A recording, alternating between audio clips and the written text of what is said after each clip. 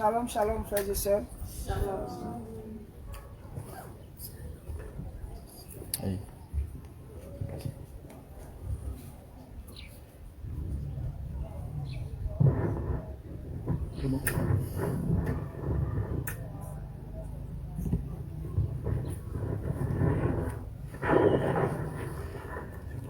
Shalom, shalom, bien-aimés dans le Seigneur. Et que la grâce de notre Seigneur Jésus-Christ soit constamment sur nous. Est-ce que ça va chez nous? Amen. Que le Seigneur nous bénisse. Amen. Aujourd'hui, nous allons encore écouter une partie du témoignage. Mais aujourd'hui, je vous parlerai de l'acte que j'ai posé quand bien même j'ai été persécuté par mon époux lorsque j'ai accepté le Seigneur. Et bien aimé, nous allons lire un premier passage dans le livre de Matthieu. Matthieu, le chapitre 27, le verset 25. Matthieu chapitre 27, le verset 25 que j'ai lu. Et tout le peuple répondit, je vais prendre à partir du verset 24 pour que nous puissions mieux comprendre. Pilate, en voyant qu'il ne gagnait rien, mais que le tumulte augmentait, prit de l'eau, se lava les mains en présence de la foule et dit, je suis innocent du sang de ce juste, cela vous regarde. Et tout le peuple répondit, que son sang retombe sur nous et sur nos enfants. Bien-aimés, voici un premier passage et un second passage dans le livre de Luc. Luc chapitre 23, le verset 28. Jésus se tourna vers elle et dit, fille de Jérusalem, ne pleurez pas sur moi, mais pleurez sur vous et sur vos enfants. Bien-aimés dans le Seigneur, aujourd'hui je voudrais m'adresser d'une manière particulière aux femmes. Je suis une femme et je veux m'adresser à mes sœurs. Je voudrais attirer l'attention de nos bien-aimés, les servantes du Seigneur, sur l'éducation de nos enfants. Et quand on parle d'éducation, c'est vrai qu'il y a l'éducation physique, l'éducation familiale, mais surtout sur l'éducation spirituelle. Et je voudrais aussi m'adresser à ces femmes-là en tant que épouse, en tant que femme au foyer, en tant que mère. Et si moi, j'ai accepté l'humiliation, la persécution, bien aimé, pas que c'était pour faire plaisir à cet homme, mais c'est parce que tout simplement, connaissant ces deux passages de la Bible que le diable utilise contre les enfants de Dieu, alors je voulais simplement que mes enfants soient bénis. Bien aimé, quand j'ai accepté le Seigneur, mes enfants étaient rejetés, abandonnés. Et avant même que je n'accepte le Seigneur, la belle famille déjà ne voulait pas de moi. Et quand j'ai accepté le Seigneur, tout va s'aggraver. Mais bien aimé, tout le monde insultait mes enfants. Les uns et les autres disaient à mes enfants partout dans les coins des rues que vous êtes maudits. Parce que votre maman a changé d'église. Et mon époux aussi insultait les enfants longueur de journée. Que vous êtes maudits. Parce que votre mère m'a déshonoré. Ma famille insultait mes enfants en leur disant que votre mère est devenue folle. Vous n'avez pas de mère. Bien-aimés, tout le monde insultait mes enfants. Mes enfants avaient des difficultés. Ces enfants ne savaient pas que faire. Ces enfants ne savaient pas où aller. Mais bien-aimés, et cela va créer un autre comportement dans la vie de mes enfants. De nature, je suis une personne sévère. De nature. Donc mes enfants, en plus de la sévérité de leur maman, ils vont entendre toutes ces vilaines choses. Mes enfants vont commencer par se révolter. Mes bien-aimés, tout le monde disait, chacun parlait, chacun disait ce qu'il voulait. Mais une chose est certaine, est que moi, j'avais choisi la bonne part et j'ai toujours choisi la bonne part. Et bien aimé dans le Seigneur, c'est ainsi que cet homme-là, étant fatigué, se disait que en maudissant ses enfants à longueur de journée, j'allais quand même changer de décision. Et c'est ce que tout le monde disait. Mais arrivé à un certain moment, cet homme va prendre la décision. Et la ferme décision, il va m'enfermer dans la chambre. Donc, bien aimé, mes enfants aussi, qui ne fréquentent pas à côté de moi, ils n'étaient pas là. C'est seulement les deux petites, c'est-à-dire l'avant-dernière et la dernière, qui étaient avec moi et qui partaient à l'école primaire. Donc, bien aimé, le père va prendre le soin, il va m'enfermer dans la chambre. Donc, je ne peux plus sortir, je ne peux plus visiter des encouragements de quelques personnes. Mais bien aimé, chaque matin, ce monsieur faisait sortir sa ceinture, qu'ils ont l'habitude d'appeler les kimonos. Et puis, il avait aussi sa ceinture ordinaire. Donc, chaque matin, il me donnait le petit déjeuner, la bastonnade. Il va me frapper copieusement. Et quand il finit, il met sa ceinture à la taille, dans son pantalon. Il prend ses affaires, il va au travail. Il prend le soin de fermer à clé la chambre. Il a mis une pointe, il a condamné la fenêtre, c'est-à-dire de l'extérieur. Donc, bien aimé, j'étais enfermé dans cette chambre. Et l'homme de Dieu qui, à cette époque-là, celui-là que je persécutais, que j'insultais à tout moment, à cet homme, voyant que j'ai pris la décision d'accepter Jésus-Christ, il va sacrifier ses enfants. Il va sacrifier sa fille. Il va sacrifier sa nièce. Sa fille avait à l'époque environ 2 ans et sa nièce environ 3 ans. Et bien aimé, chaque matin, il va prendre un bout de papier et il va écrire une phrase, un passage biblique. Il va donner aux enfants, il va dire aux enfants, allez-y donner à votre tante. Et bien aimé, les 2 enfants, chacune avait son nom. La plus petite, la fille biologique de l'homme de Dieu, elle m'appelait sa préférée et je l'appelais ma préférée. Et sa nièce, elle m'appelait sa bien-aimée et moi aussi je l'appelais ma bien-aimée. Donc bien-aimée, lorsqu'elles vont arriver, elles vont d'abord s'arrêter derrière la fenêtre et elles vont m'appeler.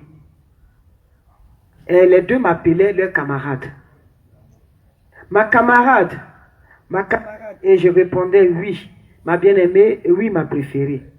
Et elles vont me demander, est-ce que tu as bien dormi? J'ai dit oui, j'ai bien dormi. Et elles vont monter sur des cailloux et puis elles vont faire passer le bout de papier par la fenêtre. Comme elles avaient des petits doigts, elles étaient toutes petites, alors facilement elles pouvaient faire glisser le bout de papier. Ma camarade, tiens, prends ça. Et moi aussi je prenais le bout de papier et je lisais, c'était des passages bibliques que le pasteur écrivait sur les petits bouts de papier et qu'il me donnait. Et voici comment je lisais la Bible. Sinon la Bible même que j'avais, quand j'acceptais le Seigneur et que je suis arriver à Abidjan et un homme de Dieu va me faire un don, il va me donner une Bible. Et mon mari, voyant la Bible, il va me l'arracher, il va m'interdire de lire la Bible. Et bien aimé, le pasteur va écrire les passages bibliques et il va me donner. Et c'est comme ça, bien aimé, je vais lire la Bible. Et quand je finis de lire, je mets la feuille dans la bouche, je mâche et j'avale. Parce que si je découpe, je déchire, où est-ce que je vais jeter? Je ne peux pas mettre. Je ne peux pas faire passer la feuille par la fenêtre. De l'extérieur, c'est plus facile. Mais de l'intérieur, on ne peut pas. Donc, bien aimé, je mâchais la feuille que j'avalais. Et ce sont ces feuilles-là qui étaient ma nourriture. Et bien aimé, l'homme va revenir. Quand il vient à midi, il ouvre la porte, il me dit, sors, tu vas préparer, je vais manger. Et je vais confectionner son repas rapidement, il va manger. Mais sachez que, à cause de ce que j'ai accepté le Seigneur, je travaillais dans une société de la place et l'un de mes patrons était un membre d'honneur de l'association de notre groupe ethnique. Et il va me dire que comme tu as décidé de ne plus partir à l'association, de ne plus faire partie des membres de l'association, alors quand il y aura une vague de licenciement, quand on va licencier certains travailleurs, ton nom aussi fera partie. Et bien aimé, je suis allé même demander pardon, il a refusé de me recevoir. Et j'ai été licencié.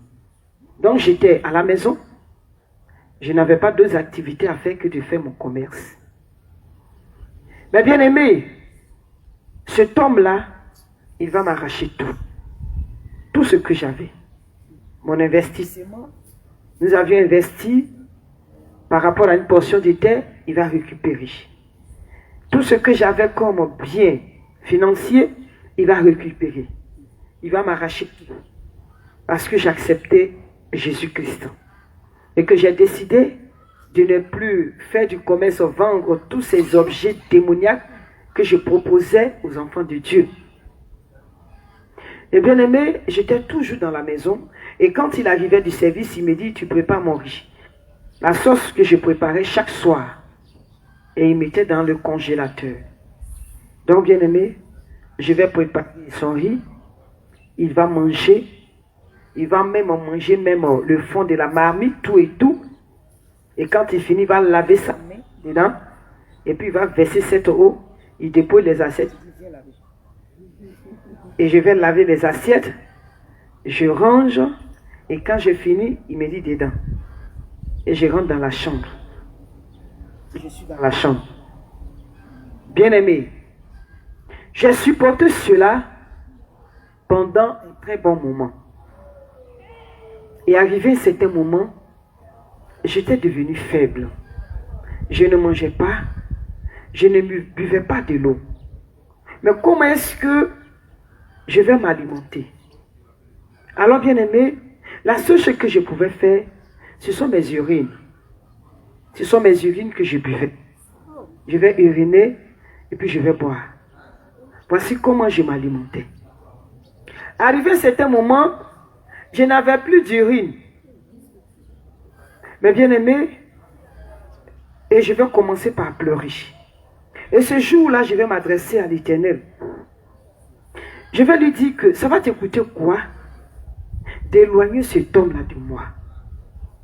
Et si tu ne peux pas l'éloigner de moi, moi je suis fatigué d'avoir faim. Je suis fatigué d'avoir soif. Je souffre terriblement. Et comme tu ne peux pas empêcher cet homme-là de me priver de faim, alors attache mon tube digestif. Je suis fatigué de souffrir. Bien-aimé, j'ai insisté dans la prière et je pleurais. Et c'est en ce moment que je vais sentir mon tube digestif bouger, comme quand tu portes un bébé dans tes entrailles. Et le tube digestif a bougé et je n'ai plus eu l'envie de manger. Donc, bien aimé, je suis resté pendant 3 mois dans cette maison. Et chaque soir, mon mari va me bastonner. Avant de se coucher, il va me donner mon dîner. Il prend la ceinture, il va me chicoter. Il dit, il faut renoncer. Dis que je ne vais plus suivre ce Jésus-là. J'ai dit, je ne peux pas. Je ne renonce pas. Il va me gifler. Il va me bastonner selon son bon vouloir. Puisqu'il avait déjà reçu l'ordre venant de ma mère, disant que frappe-la, même si tu la tues, aucun oiseau ne va crier gare. Donc déjà, ayant reçu l'ordre de ma mère, de ma famille, alors il faisait ce qu'il voulait. Il me bastonnait à tout moment. Et bien aimé, un jour, quand ce monsieur-là s'est levé, et ça faisait 3 mois, et puis il a décidé encore de me bastonner parce que je persistais. Mais cela ne m'empêchait pas de prier. Je ne savais pas comment prier, mais ma façon de prier, je m'asseyais et je parlais à Dieu. La même manière, je parle à une personne. C'est comme ça que je parlais à Dieu. Je m'assois, mes larmes coulent et je m'adresse à lui. J'ai dit, Jésus, fais quelque chose. Jésus, je souffre. Jésus, regarde mon corps. Jésus, regarde mon ventre. Jésus, regarde moi. Et bien aimé, et j'ai dit à Jésus, j'ai dit, la Bible dit que celui qui t'accepte, que toi et cette personne-là, vous devenez une seule personne. Et par conséquent, s'il me frappe, ce n'est plus moi qui me frappe, mais c'est toi qui frappe. Donc si toi tu te plais à recevoir ces coups, alors laisse-le, il va continuer, il va me bastonner. Mais si toi Jésus, tu sais que ce qu'il fait, toi ça ne te plaît pas, alors Jésus intervient en ma faveur. Mais bien aimé, l'éducation que j'ai reçue ne me permettait pas d'ouvrir même la bouche pour parler à mon époux, ou bien même de faire quoi que ce soit. L'éducation que j'ai reçue me permettait seulement d'être une femme soumise, obéissante. Et même si ton mari devait te tuer, mais tu dois être soumise et obéissante.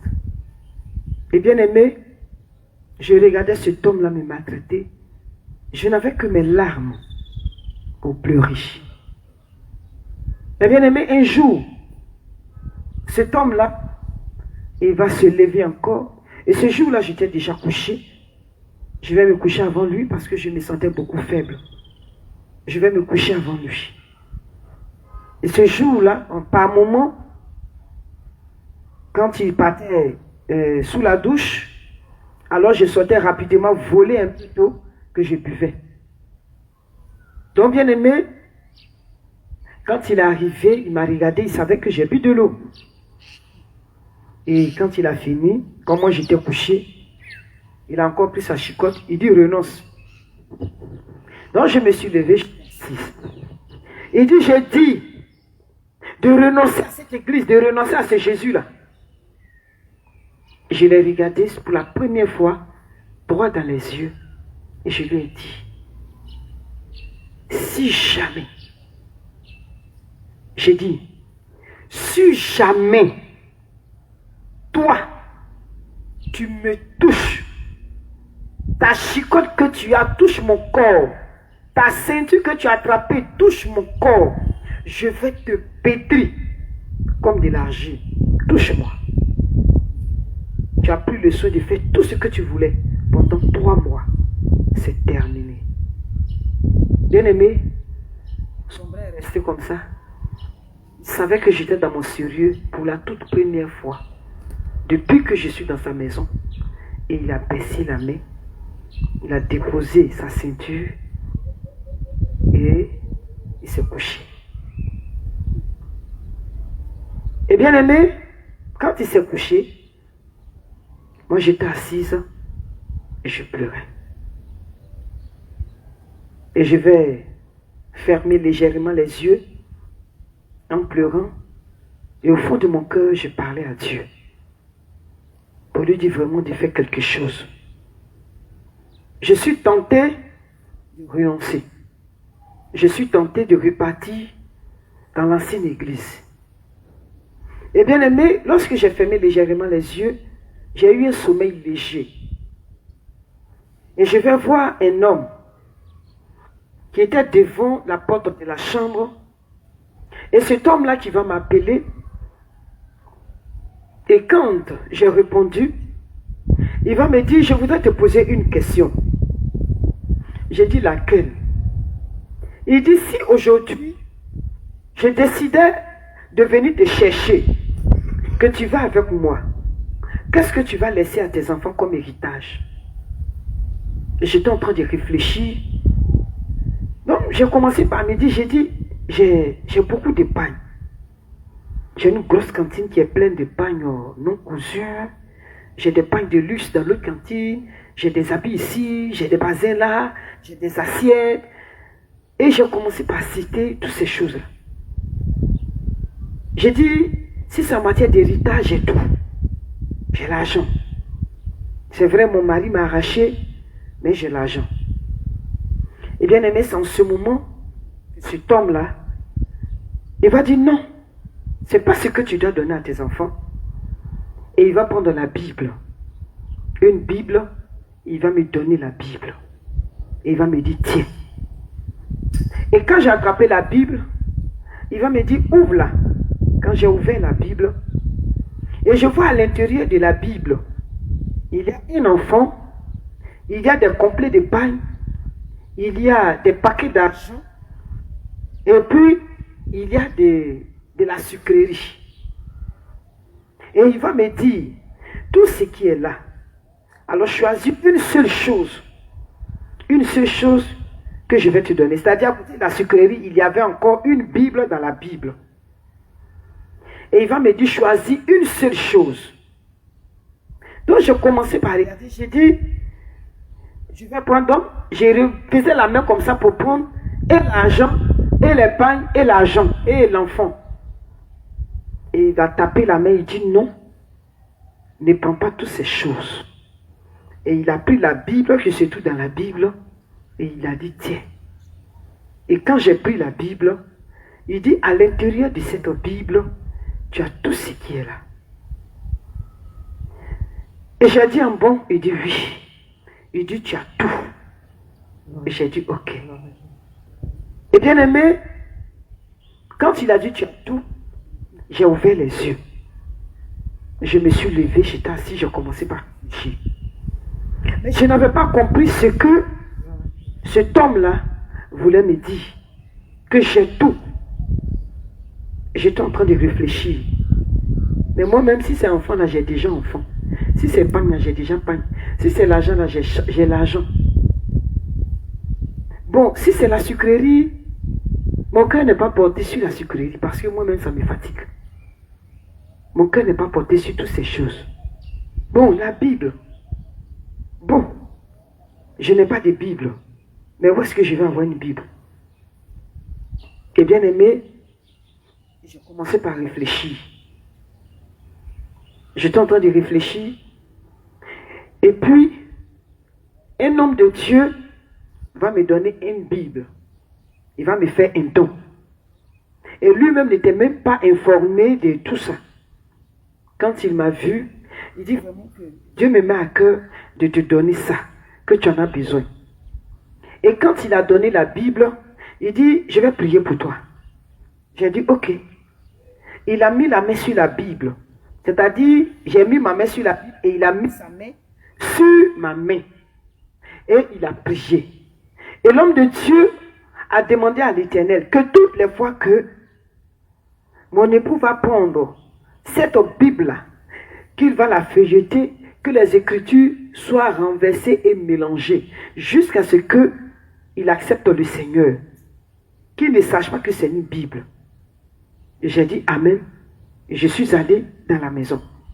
Mais j'avais peur. Où est-ce que je vais déposer cette Bible-là pour ne pas que le monsieur m'arrache? Parce que quand il vient chaque jour, il fouille. Déjà, j'avais brûlé tout ce que j'avais. Donc, je n'avais même pas d'habit à vous porter. Je n'avais que 2 vieux pagnes. Et un vieux tricot, un deuxième vieux tricot que j'ai coupé qui était devenu comme mon voile. Donc, je n'avais même pas de pagne. Quand il pleut, le pagne que j'attache, je prends le deuxième qui me servait de couverture. Donc, vraiment, j'avais des problèmes. Qu'est-ce qu'il faut faire? Je n'ai pas de chaussures. Donc, la Bible, là, je vais garder où? Quand il vient, il soulève le matelas, il fout tout avant de se coucher pour voir si je n'ai pas caché une Bible. Et bien aimé, ce jour-là, quand il est arrivé, il dit, ça c'est quel livre ça? Et j'ai dit, je ne sais pas. Il dit, tu as vu, comme je t'ai laissé sortir aujourd'hui, donc tu allais prendre encore une Bible. Je n'ai pas répondu. Et bien aimé, il a pris la Bible, quand il a ouvert, il regarde les Écritures, tout est mélangé. Il dit, mais ça c'est quoi ça? Ou bien c'est un Coran? Je dis, je ne sais pas. Il regarde, mais tout est mélangé et il a déposé la Bible. Il m'a plus arraché cette Bible et il est parti. Mais bien aimé, je suis allé saluer le pasteur et lorsque j'étais là-bas, mes filles vont venir en courant pour dire, maman, que papa a acheté 2 couteaux. Il a acheté 2 couteaux et puis ces tranchants, il a aiguisé. C'est-à-dire les couteaux qui est double tranche. Il dit que maman, ces couteaux qu'il a achetés là, il dit, toi tu as un couteau dedans, lui il a un couteau dedans. Il te tue, il se tue. Et puis c'est fini. Donc bien aimé, quand les enfants ont dit que leur papa a acheté 2 couteaux, j'avais vraiment très peur. Qu'est-ce qu'il faut faire? Et quand je suis arrivé, j'étais accompagné de la femme du pasteur. J'ai trouvé qu'il était déjà parti au travail. Donc le pasteur a dit à son épouse de ramasser tout ce qui est arme blanche. Donc la femme aussi est rentrée dans la maison. On a fait sortir les machettes, les couteaux, tout et tout. Tout ce qu'on avait comme arme blanche. Et comme les enfants ont vu là où le papa avait déposé ses canifs, et les enfants sont allés chercher les canifs pour donner à la femme du pasteur, et elle allait déposer à la cour pastorale. À son retour le soir, direction ses tiroirs, il cherche ses canifs, il ne voit pas. Il ne peut pas me demander parce qu'il ne m'a pas dit qu'il a acheté des couteaux. Il a seulement dit aux enfants que les couteaux qu'il a achetés là, que c'est pour m'égorger. Et puis lui, il va se poignarder, c'est fini. Parce que les gens sont allés lui dire que moi, je couche avec le pasteur. Que je sors avec le pasteur. Et donc, il doit m'éliminer. Alors que lui, étant très jaloux, il ne peut pas accepter cela. Mais bien aimé, cet homme a cherché ses couteaux, il n'a pas vu. Et il s'est couché. Et moi, depuis ce temps-là, j'étais devenue vraiment très vigilante. J'étais devenue très vigilante. Je faisais mes veillées de prière. Quand il a commencé par me priver de nourriture, je faisais mes veillées de prière. Donc, bien aimé, j'étais habitué à veiller seul. J'étais habitué à veiller seul. Le comportement de cet homme-là, cette maltraitance, cette persécution, va m'amener à avoir un rythme de vie. C'est-à-dire, je n'attendais pas qu'un homme de Dieu vienne prier pour moi, ou bien qu'une tierce personne vienne prier pour moi. Moi-même, je priais pour moi-même. Et je pleurais chaque jour devant Dieu. Je présentais à Dieu mes problèmes. Donc chaque jour, bien aimé, je faisais ma veillée de prière. Et ça dépend de quel type de veillée. Je faisais mes veillées de prière. Et si je veux, je pouvais commencer la prière à partir de minuit. Bien aimé, en plus de ce que lui-même, il me maltraitait, il y a aussi Satan et la cour démoniaque qui s'est déporté dans cette chambre. Bien aimé, ils se déportaient, ils avaient des tenailles, des arrache-clous, qu'ils venaient, ils attrapaient ma bouche et puis ils ouvraient pour arracher ma langue. Parce qu'ils ont dit que c'est moi qui détiens tous les secrets du bois sacré. Que donc si on ne m'arrache pas la langue, je vais divulguer tous les secrets du bois sacré. Je vais rentrer dans les détails. Je vais expliquer tout. Donc j'étais devenu un objet dangereux. Un instrument dangereux pour toutes ces personnes-là. Il fallait m'arracher la langue. Bien-aimé, j'avais vraiment toutes ces difficultés. Et en plus de cela, mes enfants avaient des problèmes. Moi, j'étais enfermé et les enfants étaient dans l'autre chambre. Donc les enfants souvent criaient. Maman, les images là bougent. Maman, les yeux bougent. Maman, telle chose bouge. Maman, ceci, cela bouge dans la chambre. Tout bougeait, bien aimé. Je n'ai pas dit que c'est on dit. Je n'ai pas dit que c'est un songe. J'ai dit tout bougeait. Donc les enfants étaient paniqués. Les enfants avaient peur. Les enfants avaient des difficultés aussi. Tout bougeait. Bien aimé, tout bougeait. Mais bien aimé, étant dans la chambre, la seule chose que je pouvais faire, c'était d'encourager ces enfants. C'était d'encourager ces enfants pour leur dire que je suis à côté, même si elles ne me voient pas, je suis à côté d'elles. Donc, bien aimé, ces enfants passaient leur temps à pleurer. Et même jusqu'à ce que les démons sont partis, la dernière avait commencé par avoir des problèmes spirituels. Et un démon va se présenter à elle. Et ce démon va lui dire que ta maman va mourir. Et quand elle va mourir, moi je vais te prendre, tu viendras vivre avec moi. Et l'enfant a regardé cette dame jusqu'à... Et puis elle a dit non. Au départ, elle voulait suivre la femme. La femme est venue physiquement. Elle voulait suivre la femme. Et je lui ai dit, ne suis personne. Ne suis personne. Ne va pas chez elle. Et bien aimé, et ma fille n'a plus suivi cette dame. Mais quand le papa m'a fait sortir de la maison, il m'avait donné une liberté provisoire. Alors bien aimé, moi je vais continuer aussi par prier. Et tout cela, c'était dans mon cœur. Parce que bien aimé, je suis quelqu'un, j'ai un caractère typique à moi-même. Je n'aime pas aller m'asseoir pour parler de ceux de ma maison dehors. C'est quand j'ai commencé à rendre témoignage. Vraiment, ça n'a pas été facile pour moi, mais j'ai demandé à lui donner cette grâce. Et quand mon époux, ayant accepté le Seigneur, a dit, je te soutiens, dis tout, tu as ma bénédiction. Et c'est partant de là que j'ai commencé par parler. Bien aimé, malgré tout ce qui se passait, je ne disais absolument rien. Même pas au pasteur, même pas à ma famille, pas à qui que ce soit. C'est mon époux lui-même.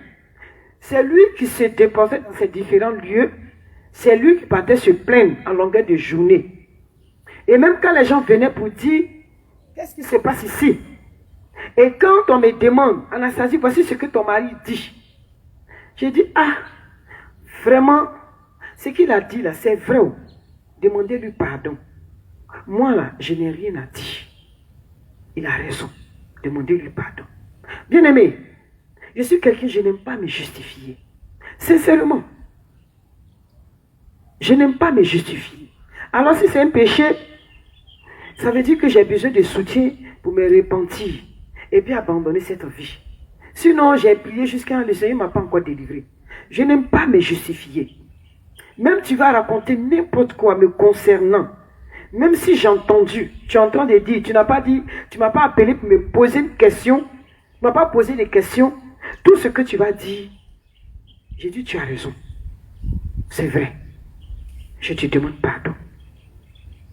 Bien-aimé, c'est ce qui va faire ma force. Et c'est ce qui est aussi ma force. Et quand mon mari se plaignait partout, j'ai demandé pardon. J'ai dit, tu as raison. Tu as raison. Tout ce que tu dis là, c'est la vérité. Il n'y a même pas de mensonge dedans. Tu as raison. Et même ma famille va me convoquer. Il paraît que tu couches avec les pasteurs n'importe comment. J'ai dit, si j'ai dit la mentire là, c'est vrai. C'est vrai, hein? Je couche avec les pasteurs. Mais sincèrement, je ne connais pas le nom de ces pasteurs avec lesquels je couche. Peut-être que lui va vous donner le nom de ces pasteurs. Et puis ensemble, vous irez les voir. Ils vont donner le cabri qu'il faut pour demander pardon au génie. On lui demande aussi c'est quel pasteur, il ne connaît pas. On me dit, mais toi tu ne connais pas le nom de tes pasteurs. J'ai dit non, je ne connais pas leur nom. On dit ok. Donc bien aimé, et c'est comme ça cet homme-là, il va continuer. Il va partir par sa famille. Il dit, ma femme commet l'adultère. Elle couche avec les hommes n'importe comment. Et bien aimé, déjà au nord, quand on dit qu'une femme commet adultère, ça veut dire qu'il y a une réservation quelque part. Donc ils vont garder dans leur cœur. Il a dit tout cela. Il a raconté beaucoup de choses. Parce qu'il m'a bastonné, malgré la bastonnade, j'ai dit je ne peux pas renoncer. Bien aimé, j'ai dit je ne peux pas renoncer. Et je faisais mes prières silencieuses. Pour dire que je vais ouvrir la bouche pour dire au nom de Jésus. Non, non, non, non, non. Ma bouche est poussue. Bien aimé, je suis assise. Même il est en train de me parler. Je le regarde, je suis en train de prier. La prière silencieuse dans mon cœur. Et quand je vois que cet homme-là se lève, il est en colère, il dit, je ne sais pas, tu ne me dis rien. En même temps, j'ai dit, toi, Satan, là, laisse-le. Je ne savais pas prier, mais c'est comme ça, puisque j'ai entendu le pasteur faire. Donc moi aussi, c'est comme ça, il vient dans mon cœur. Quand j'ai dit, toi, Satan, laisse-le, et il me dit, tu as la chance. À nous revoir. Je vais au travail, je vais revenir. Bien aimé, et c'est comme ça, cet homme-là m'a fatigué tout ce temps. Mais malgré tout, je n'ai jamais eu la haine pour cet homme. Non. Même le jour où j'ai ouvert la bouche, que j'ai parlé, il n'y avait pas de haine dans mon cœur. C'est parce que j'étais fatigué.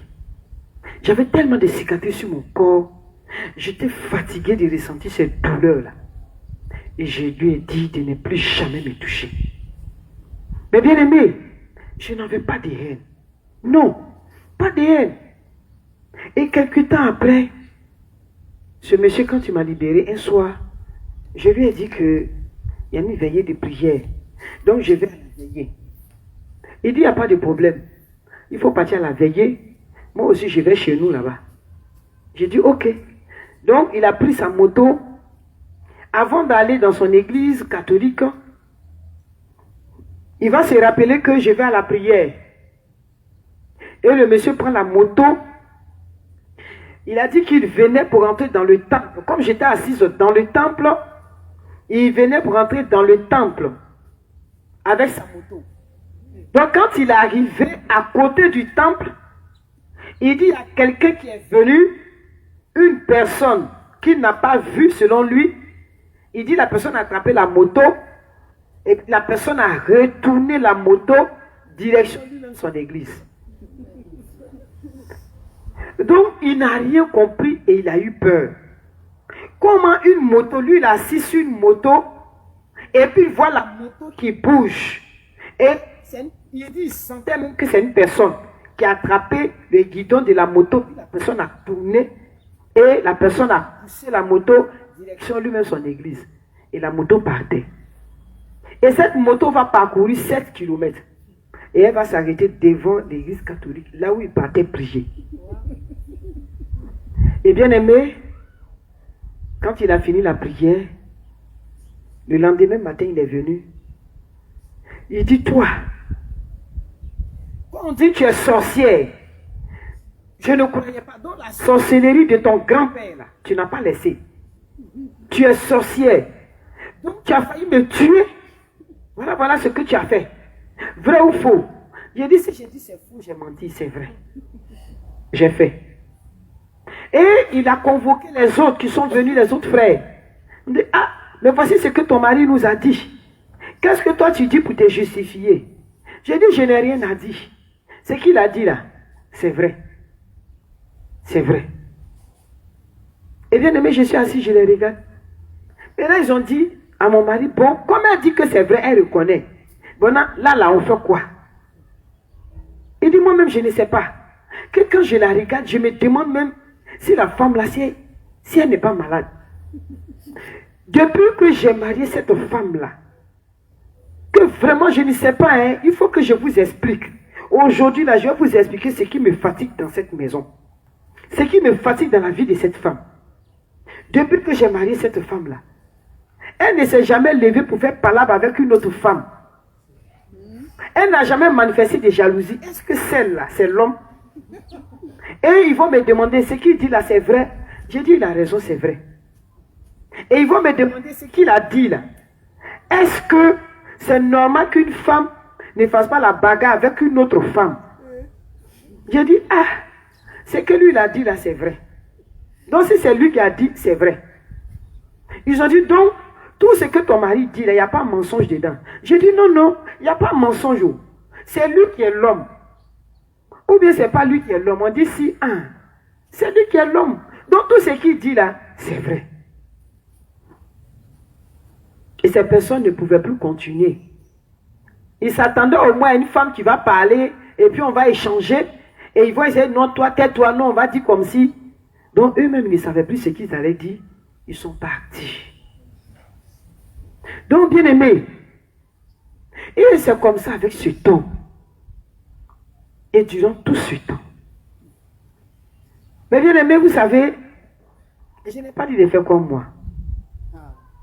Durant les 3 mois, qu'est-ce que j'ai fait?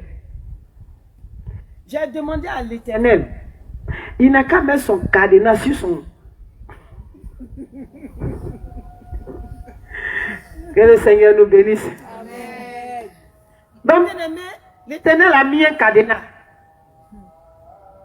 Ah, mais tu me frappes chaque jour, et puis tu veux quoi en retour? Donc moi, je ne peux rien te donner, ou bien? Il a mis un cadenas. Et puis il dit que je le maudis. Mais je n'ai pas ouvert la bouche pour dire, mais c'est dans mon cœur. Dans mon cœur. Je dis, je suis fatigué. Je suis fatigué de souffrir. Mais bien aimé, cet homme-là va me fatiguer durant toutes ces années-là. Jusqu'à ce que l'Éternel décide qu'il accepte. Mais un jour, en 2010-2011, fin d'année 2010, non, fin d'année du mois 2011. Donc cet homme-là, il était couché ce jour-là, et il y avait un programme à l'église. Il m'avait donné la liberté. Il a dit que je pouvais partir à l'église. Je pouvais aller aux différents programmes. Mais je devais à chaque fois demander la permission.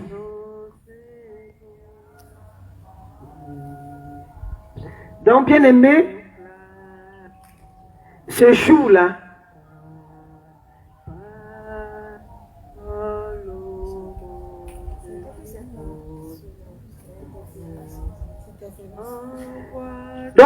ce jour-là, j'étais à la maison et j'étais en train de prier. Il était couché et il m'a interdit de partir au programme. Il a refusé que je parte à ce programme-là.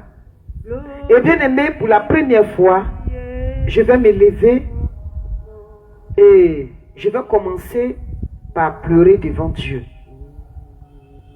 J'ai pleuré devant Dieu pour demander à l'Éternel de toucher son cœur, d'incliner son cœur. Mais il a refusé et mon mari était insensible.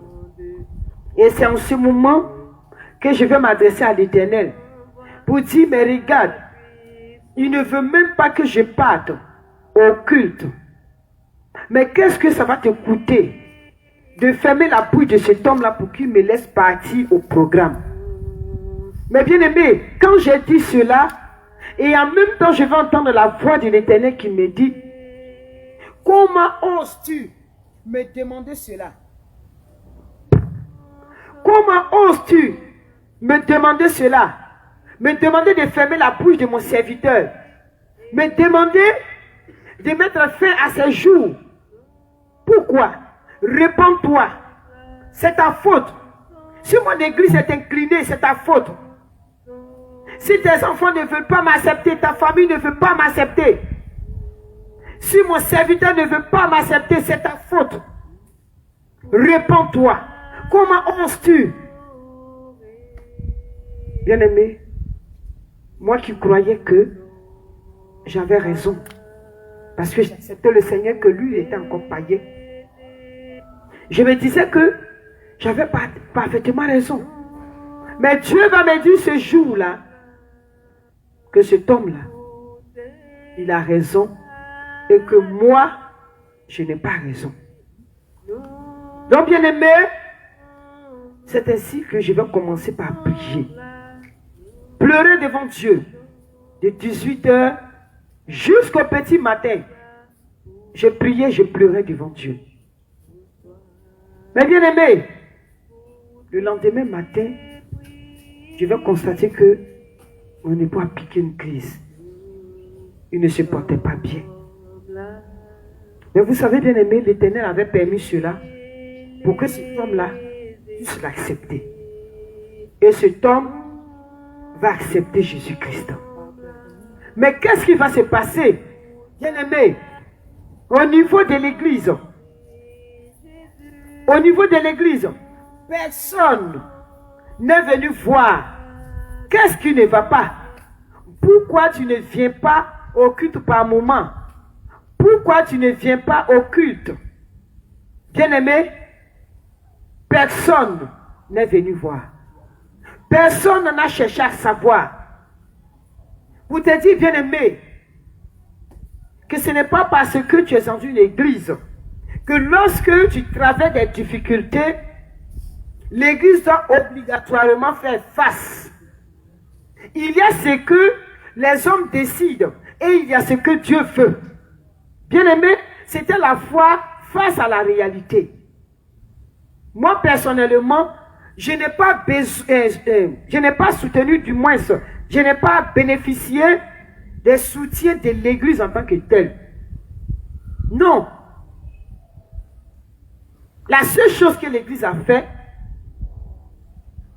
un papa de l'église a décidé avec quelques hommes, ils vont me donner une puce au flotte pour pouvoir prier pour moi, me soutenir et m'appeler de temps à autre pour m'encourager. Parce que eux n'étant pas là où moi je suis, alors ces pasteurs étant à Abidjan, moi j'étais de l'autre côté, ils ne pouvaient pas avoir de mes nouvelles à tout moment. Mais bien aimé, le reste, c'était la foi face à la réalité.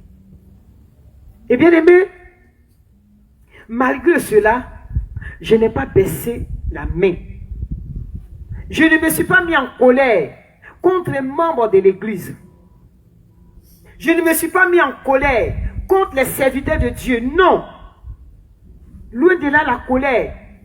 Je ne voulais pas donner une occasion au diable de me pétrir comme de la farine. Bien-aimé, je faisais violence sur moi.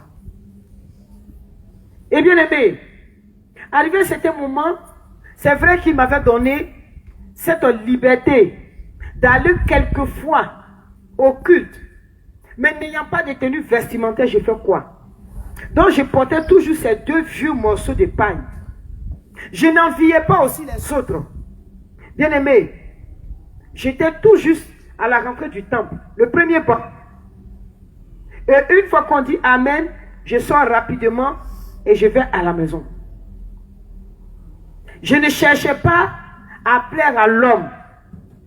Je ne voulais pas aussi écouter les m'as-tu vu?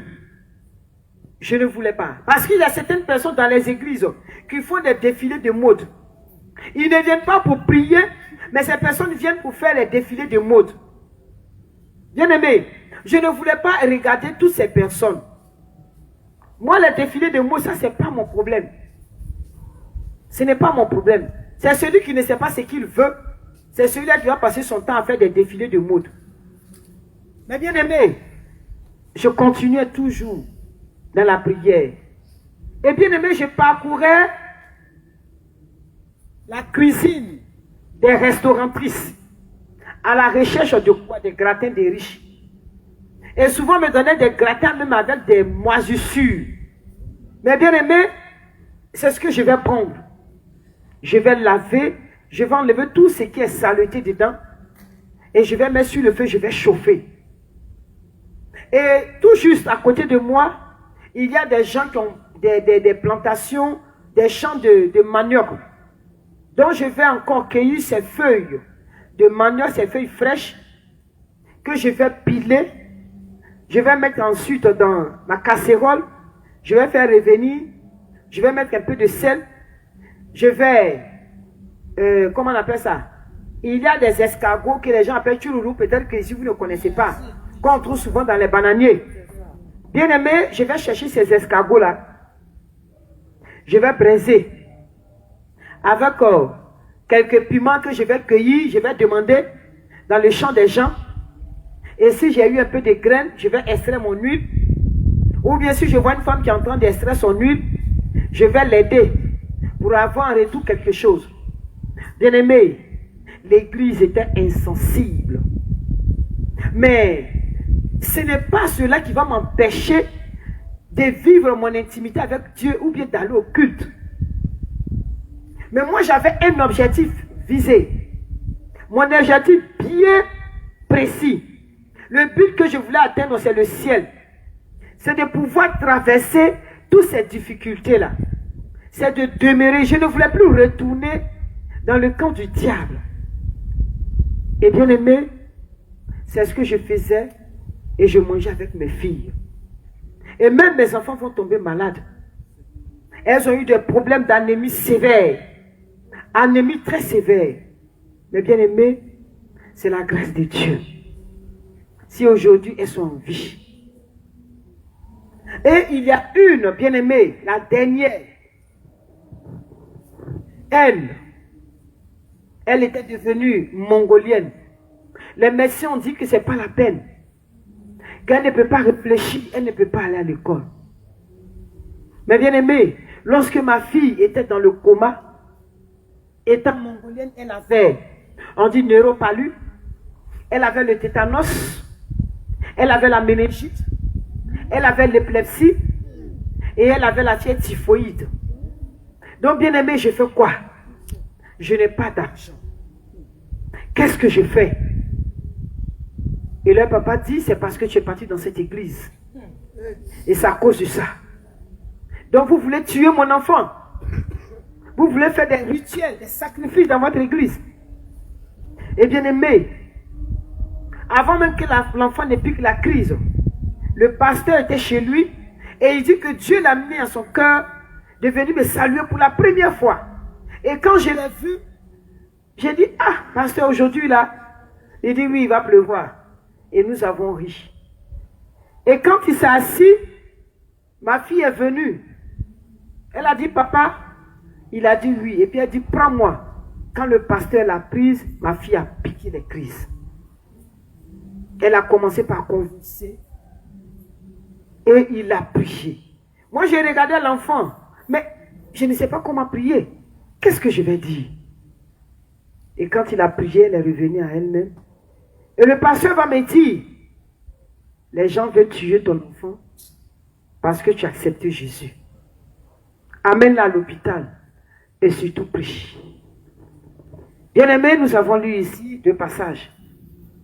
Quand Pilate a dit que moi je suis innocent, je ne veux pas que le sang de cet homme-là retombe sur moi dont j'ai lavé la main. Et qu'est-ce que ces personnes ont dit, ceux qui étaient là? Ils ont dit que son sang retombe sur nous et sur nos enfants. Bien-aimés, Jésus a dit aux femmes de Jérusalem, pleurez pour vous-même et pour vos enfants. Mais bien-aimés, en vérité, et c'est que pourquoi cet enfant était malade? À cause d'une alliance. Et cette alliance que j'ai banalisée. Bien-aimés, je fais partie de la lignée aussi des guérisseurs. Comme je l'ai dit, de la lignée des comiens, des danseurs de comiens. Donc, bien aimé, les plantes. Alors, bien aimé, avant même que je n'accepte le Seigneur, je soignais avec ces plantes, avec les feuilles. Bien aimé, je n'avais pas besoin d'aller chez une personne pour dire voici des feuilles. Mais je savais que telle personne était malade et voici le remède pour soigner cette personne. Donc, bien aimé, toutes ces feuilles que j'avais plantées dans la cour, et bien aimé, l'enfant va piquer une crise. Et nous allons partir à l'hôpital. On dit qu'elle est dans le coma. Et ils vont nous envoyer aux urgences, en pédiatrie. Mais bien aimé, 5 jours dans le coma. Mais qu'est-ce que je dois faire? Son papa continue de m'engueuler. La famille dit si c'est comme ça, on voit l'enfant. L'hôpital dit que c'est fini, elle est décédée. Qu'il n'y a plus rien à faire. Et j'ai dit, docteur, il dit oui. J'ai dit, Dieu n'a pas encore dit son dernier mot.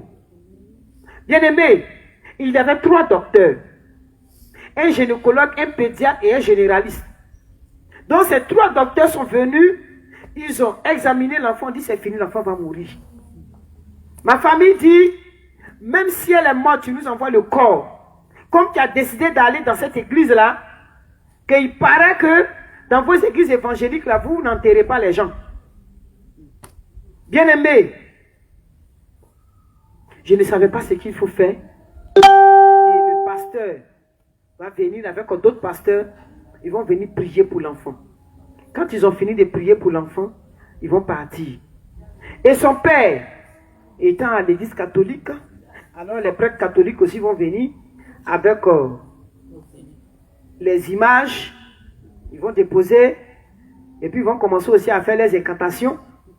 Et quand ils ont fini, ils sont partis. Bien aimé, moi j'ai fermé les yeux. Et j'étais en train de dire, oh Dieu, je vais faire comment? Regarde l'enfant là, si elle meurt, déjà tu entends ce que son papa dit. Si elle meurt, ils vont dire que c'est moi. Les docteurs ont dit qu'elle est morte. Mais je ne veux pas qu'on amène le corps à la mort. Oh Dieu, il faut faire quelque chose. Donc quand j'ai fermé les yeux, alors je vais voir 2 seringues. Et il y a un homme qui va me dire, tu as vu, tu vois ça, c'est la première seringue là, le médicament qui est dedans, c'est du sang. Je vais d'abord donner du sang humain à Emmanuel, parce que c'est son nom. Et puis ensuite, je vais faire le traitement. J'ai ouvert les yeux. J'ai dit, ah, ou bien comme je suis en train de penser à l'enfance à cause de ça, j'ai fait ces rêves bizarres. Mais bien aimé, je regardais l'enfant, je ne sais pas ce qu'il faut faire. Je regarde comment on appelle ça? Le sérum. Oui, la perfusion. Je vois que les gouttes là ne passent plus. Et ils ont dit qu'ils vont prendre l'enfant. J'ai dit, pas question. On ne touche pas à cet enfant-là. Dieu n'a pas encore dit son dernier mot. Alors qu'on nous avait isolés à cause de la méningite. On nous avait isolés. Donc tous les enfants qui étaient en pédiatrie, ils ont mis ces enfants quelque part. Et puis nous, on nous a mis à quelque part. Ils ont commencé encore, ils ont relancé les campagnes de vaccination. Donc bien aimé, je regardais cet enfant. Et puis, au fond de mon cœur, je vais me rappeler d'une chose. L'ail brûle. J'ai dit ça là. Je dois chercher l'ail. Après, j'ai dit non, c'est mon imagination. Mais bien aimé, j'ai commencé par prier. Je vois que... Donc, je vais changer de position. Elle était couchée sur le lit. Et j'ai pris la Bible. Puisque j'avais ma petite Bible avec moi, c'est une petite Bible qu'on m'avait donnée. J'ai pris ma Bible et j'ai lu le passage qui dit que Dieu a soufflé dans les narines d'Adam. Donc j'ai lu ce passage et j'ai dit à l'Éternel que voici ce que toi-même tu as dit dans ta parole. Tu as dit que celui qui t'accepte véritablement, là, vous devenez une seule personne. Et comme je t'ai accepté que nous sommes devenus une seule personne, donc ça veut dire que toi tu es en moi. Et comme ton esprit est en moi, c'est cet esprit-là aussi que tu as donné à Adam en soufflant dans ses narines. Donc toi, tu es en moi, et c'est toi qui vas souffler dans les narines de cet enfant. Et cette statue qui est là, va s'élever. Et bien aimé, c'est ainsi que j'ai soufflé dans les narines de l'enfant. Donc quand j'ai soufflé dans ses narines 3 fois, je suis allé m'asseoir. Je vois que c'est toujours la même chose. J'ai dit, donc ça là, bon, je vais les appeler. Ils vont venir prendre le corps.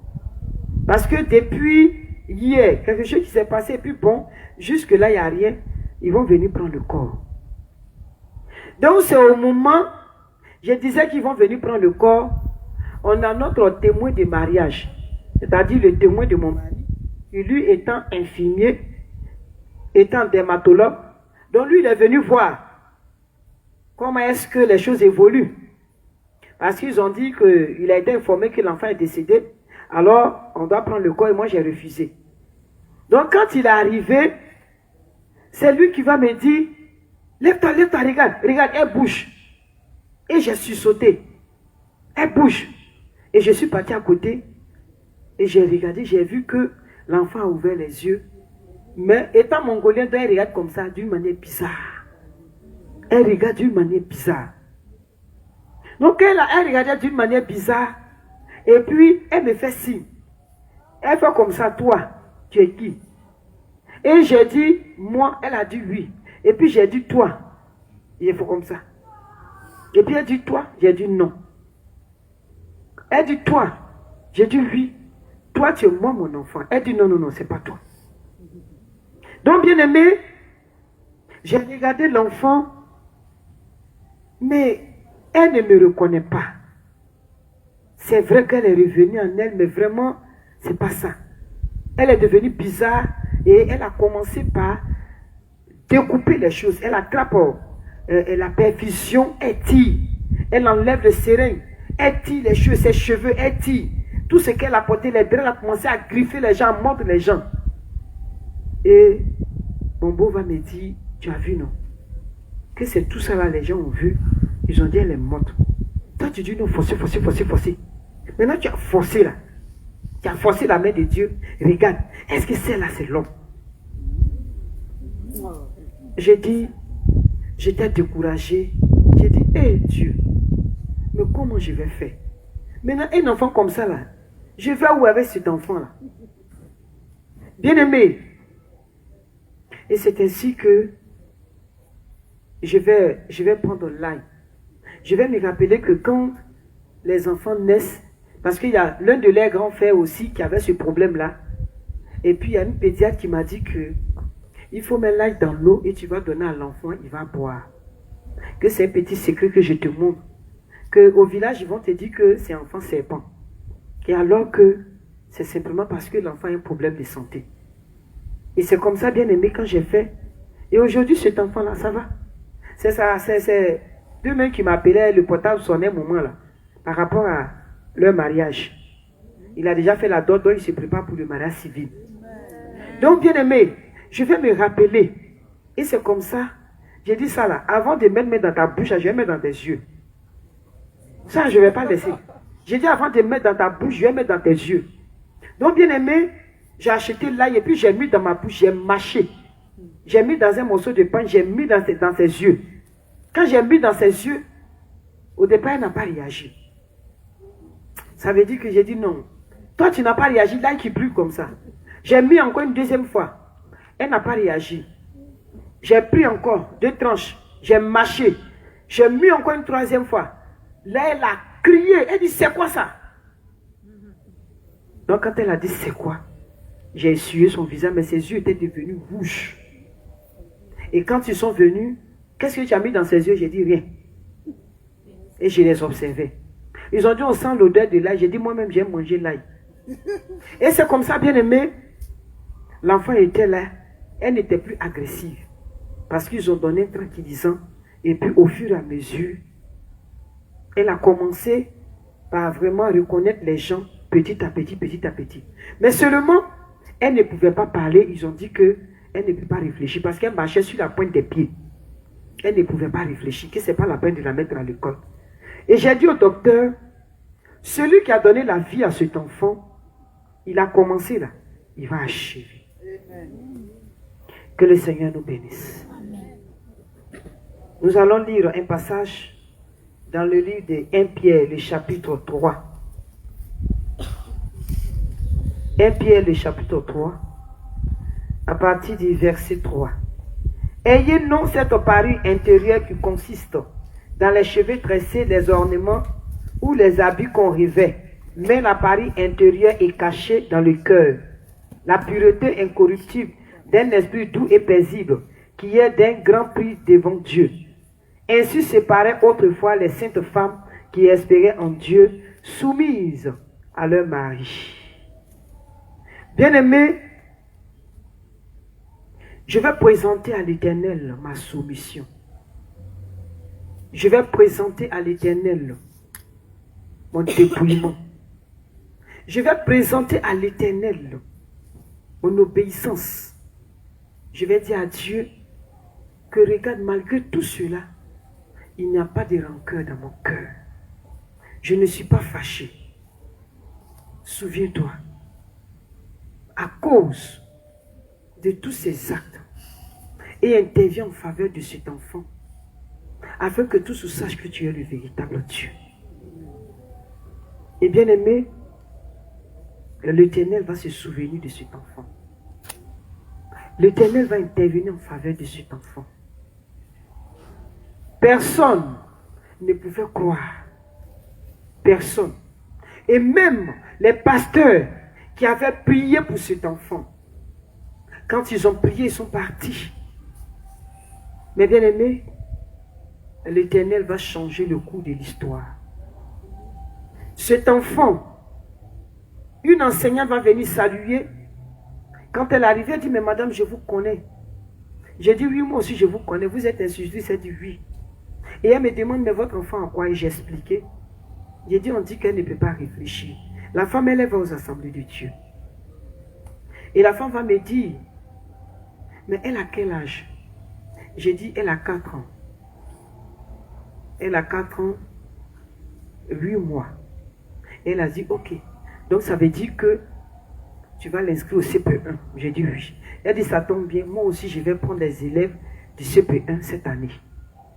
Donc, je vais m'occuper de ta fille. Mais seulement, voyant qu'elle déchire, elle gâte beaucoup de choses, je voudrais seulement te demander si tu es d'accord de réparer les dégâts qui seront faits en classe. Alors, je vais prendre ta fille, je vais t'aider. Mais aide-moi à t'aider. J'ai dit, madame, il n'y a pas de problème. Et bien aimé, c'est comme ça. Cette femme-là va prendre cet enfant-là.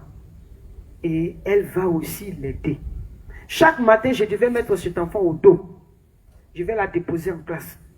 Parce que quand tu la laisses marcher, elle ne peut pas marcher, on dirait les Mongoliennes. Tong, tong, tong, tong, tong, et puis elle regarde comme ça, elle s'en va. Mais chaque jour, bien aimé, en allant à l'école avec l'enfant, mes larmes coulent. Et quand les autres enfants voient cet enfant, la revenante, et les enfants fuient parce qu'elle crachait, la salive coulait. La revenante, bien-aimé, le Seigneur va intervenir en faveur de cet enfant. Il va intervenir en faveur de cet enfant. Il va permettre que cet enfant réussisse. Que cet enfant ait son entrée en 6e. Elle a eu son entrée en 6e. Et cet enfant va commencer à aller en 6e. Moi-même, je ne savais pas qu'elle était normale. Mais c'est un jour quand on a fini une prière, la prière du soir, et puis elle a dit qu'elle va donner la méditation. Donc on a lu la méditation. Et c'était, je crois que c'est dans l'Ancien Testament qui dit qu'on ne voit chez toi aucune sorcière. Et d'autres versions disent aucune magicienne. Donc j'ai essayé d'expliquer un peu ce que ça veut dire. Et elle va dire, maman, j'ai quelque chose à dire. J'ai dit oui. Elle dit, moi que tu vois là, je suis une sorcière. J'ai dit, pourquoi? Elle dit, maman, tu as dit tout à l'heure là que celui qui est jaloux, il est sorcier. J'ai dit, oui. Si tu es jaloux, tu es sorcier. Elle dit, je suis jalouse. J'ai dit, pourquoi? Elle dit, maman, quand je te regarde là, tu as honte de moi. Bien aimé, j'ai pleuré. Maman, tu as honte de moi. Tu ne me prends jamais. Tu prends toujours ma grande soeur. Tu la mets sur tes pieds. Et moi, tu ne me prends pas. Alors que moi, je suis ton dernier enfant. Maman, tu dis tu m'aimes, tu ne m'aimes pas. C'est à cause de ça que je suis jalouse. C'est à cause de ça que j'ai dit je suis sorcière. Il y avait une maman qui à côté, la maman pleurait. La maman a dit, lève-toi, demande pardon à l'enfant. Et la maman, elle aussi, elle est venue, on a demandé pardon à l'enfant. J'ai dit, j'ai pleuré. Je me suis agenouillée devant l'enfant pour lui demander pardon. Pour dire, mon bébé, c'est pas ça. Je ne sais pas comment t'expliquer cela. Mais en fait, par moment, je m'éloignais un peu de cet enfant. Son père même, lui-même, c'était pas la peine. Il dit, c'est pas la peine de la mettre à l'école. Mais ses grands frères, ils vont faire des cours à domicile, quand bien même ils étaient élèves. Pour pouvoir subvenir aux besoins de leurs petites soeurs. Ils ont dit, leur petite soeur doit partir à l'école. Même si elle est mongole, elle doit partir à l'école. Bien aimé, ce jour-là, j'ai pleuré. Et quand j'ai fini de pleurer, la maman qui était à côté de moi a dit, maman Anastasie, j'ai dit oui. Elle dit, j'ai béni le Seigneur. J'ai dit pourquoi? Elle dit, depuis que Emmanuel est petite, elle n'a jamais dit cela. Ça veut dire qu'Emmanuel est délivré, elle est guérie. J'ai dit, c'est vrai. Bien aimé, cet enfant-là, elle a 3 cartons, je ne sais pas si elle peut dire, comment on appelle, diplôme de BEPC. Elle a passé une première fois. Va prendre le résultat, elle dit non, je n'ai pas eu. Le diplôme est resté là-bas, le relevé est resté là-bas. Une deuxième fois encore, comme c'est vrai, bon, elle a dit elle n'a pas eu, mais le directeur qui est là a dit, madame, que comme vraiment c'est vrai, avec son état là, elle ne peut pas réfléchir, mais en tout cas, par rapport à certains élèves, elle fait un effort. Donc je souhaiterais qu'elle parte en seconde. Et c'est comme ça, la petite a commencé, elle va en seconde. Donc en seconde, ils ont fait passer le BPC. Mais va prendre, elle dit non, je n'ai pas eu. En première, elle va en première. Et chose curieuse, elle a toujours été parmi les 5 premiers. Et voici la petite aussi qui va encore passer le BPC. Elle n'est pas partie. Et c'est en terminant, son grand frère va l'appeler pour lui dire qu'il y a 5 minutes pour aller chercher, tout est relevé. Et quand elle est arrivée pour chercher son relevé, elle était avec sa grande soeur. Et le monsieur va demander, donc c'est toi? Il dit oui. Elle dit oui. Le monsieur dit, mais c'est pas possible. Mais toi seul, tu as 3 relevés ici. Tu as 3 BPC. Et elle a pris les 3 BPC, là, elle est venue déposer. Ses grands frères ont dit, regardez, tu nous as fait dépenser durant toutes ces années. Là. Et bien aimé, l'Éternel est intervenu. Ça n'a pas été facile parce que même quand j'ai attrapé cet enfant, on va au culte. Et jeune fille, le jour bien aimé, les mensonges vont apparaître pour la première fois. Moi-même, je ne sais pas. Ah! Quand celui qui dirigeait le président du culte a dit, bon, vous allez vous lever, on va bénir le Seigneur. Elle se lève. Et puis j'ai ouvert mes yeux, chose curieuse pour voir si elle s'est levée. J'ai regardé, j'ai dit, ah Seigneur, ça l'en fait comment? Et je l'ai attrapé, j'ai dit, assieds-toi. Elle dit, je ne m'en sors pas, j'ai dit, pardon, lève-toi, assieds-toi. Et sa grande soeur qui était à côté, elle était entre sa grande soeur et moi, sa grande soeur va lui dire dans l'oreille qu'il y a quelque chose sur ta robe. Et depuis, ça fait quoi? Donc sa grande soeur a enlevé son pull-over. Elle avait porté les tenues, on dit quoi, ouais, et puis on met des... Elle a mis son pull-over dessus, donc c'était sans manche. Donc elle était obligée ce jour-là de rester avec sa tenue comme ça, au culte. Elle a enlevé sa tenue là avec manche, et puis elle a attaché. Sa petite soeur voulait enlever. Elle a dit, si tu enlèves, je vais te frapper devant les gens. Et puis elle a laissé. Sa grande soeur est sortie. Et sa grande soeur a dit, Emmanuel, viens voir quelque chose. Elle dit, non, je ne viens pas. Donc comme elle aime beaucoup les chips, et bien elle a présenté, elle dit, regarde, j'ai acheté ça pour toi. Il faut laisser le culte là, viens. Après là, on va aller s'asseoir à faire le culte. Donc c'est comme ça, elle est sortie. Sa grande soeur va l'accompagner dans les toilettes. Et puis sa grande soeur va laver la partie, t'acheter les puis ça c'est resté. Elle dit, elle va partir. Sa grande soeur a dit non. on n'a rien envoyé. Donc, elles ont commencé à se promener dans la cour du temple jusqu'à ce que le culte finisse. Et c'est ainsi que nous sommes partis à la maison. Et bien aimé, c'est comme ça, le Seigneur va restaurer cet enfant-là. Et même quand on arrive, on dit les offrandes, elle enlève ses chaussures, elle met sur la tête et Pierre marche, elle va vers le panier d'offrandes. Donc tu vas l'attraper et puis tu vas la faire asseoir. Et bien aimé, c'est petit à petit, petit à petit, petit à petit. Et dans tout ça, ils vont l'orienter. Elle était du coup à secrétariat. Et c'est cette branche-là, on l'a emmenée là-bas, secrétariat. Ah! Donc j'ai dit à ses frères, mais celle-là, quelqu'un qui ne sait pas parler là, secrétariat. Son grand frère dit, maman, Dieu n'est pas bête, il sait ce qu'il fait. Laisse l'enfant là-bas. Il faut la laisser. Si au niveau de l'école, ils n'ont rien dit, toi non plus ne dis rien. J'ai dit, ok, donc je n'ai rien dit. Et bien aimé, cet enfant va présenter le bac. Et cet enfant a eu le bac. Et on l'a orienté, elle est dans le tourisme hôtellerie. Mais bien aimé, les pasteurs qui ont prié pour elle, quand j'ai vu l'un de ces pasteurs-là, il a demandé, mais et la petite? Sa femme a dit, pasteur, est-ce que si tu vois ta fille, toi tu vas la reconnaître? Il dit, oh, je vais la reconnaître. C'est parce que mon gars là, elle dit, ce que je suis en train de te dire là, je l'ai vu de mes propres yeux. Il dit, non, j'ai dit, je vais la reconnaître. Donc bien aimé, j'étais dans la région de ce pasteur, j'étais en plein programme. Et son grand frère partait me chercher, comme c'était le dernier jour du programme. Il dit, il va sortir un peu, donc il partait me chercher. Il est parti avec sa petite soeur. Et quand ils sont arrivés, comme le pasteur, il a vu le grand frère là, il le connaît. Mais la petite soeur, c'est depuis qu'elle avait 4 ans. Et quand il a vu la fille, il a salué d'abord. Mon fils, il dit, ça va, il dit oui. Ah mais tu es marié, et puis tu ne m'as pas dit que tu es marié, mais ta femme est belle. Et regarde comme elle est bien bâtie. Mon Dieu, tu as du goût toi. Et il a commencé à rire. Et sa femme a dit, tu n'as pas dit à la reconnaître. Il dit que... Et elle dit, voici ta fille pour laquelle tu as prié. Tu as gêné, tu as pleuré devant Dieu. Tu te lamentais, mais qu'est-ce qu'elle est devenue? C'est elle qui est là. Il dit, non.